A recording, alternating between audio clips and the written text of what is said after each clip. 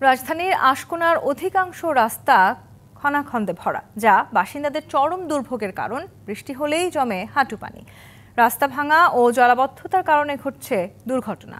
অনেক রাস্তায় আবার ড্রেন থেকে ময়লা ও দুর্গন্ধযুক্ত পানিতে তলিয়ে থাকায় ছড়াচ্ছে রোগবালাই। আর ভাড়াটিয়ারাও পাচ্ছেন না বাড়িওয়ালারা।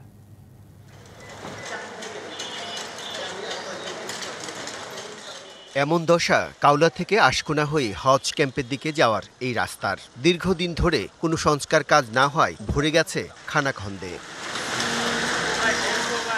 ঝুঁকি নিয়ে যানবাহন চলে এই রাস্তা দিয়ে, মাঝে মধ্যে ঘটে দুর্ঘটনাও। অনেক স্টুডেন্ট যাওয়ার সময় কাদায় পিছলে খেয়ে পড়ে যায়, বা আমি নিজেও খেয়েছি।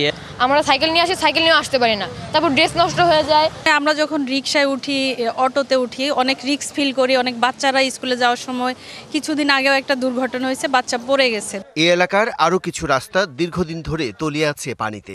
যাতায়াত এলাকাবাসীর জন্য হয়ে উঠছে দুর্বিষহ। পানি থাকা অবস্থায় রিক্সা নিয়ে যাব, উল্টায় যায়।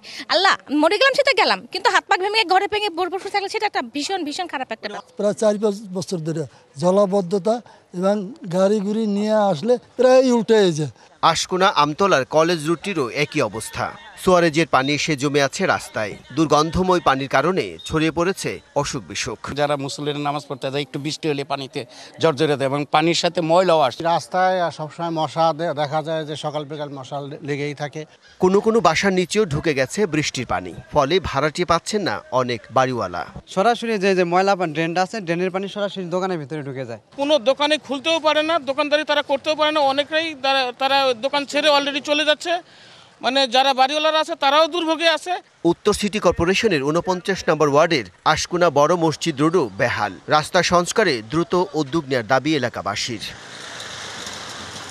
Bijan Kumar Das, DBC news, Dhaka.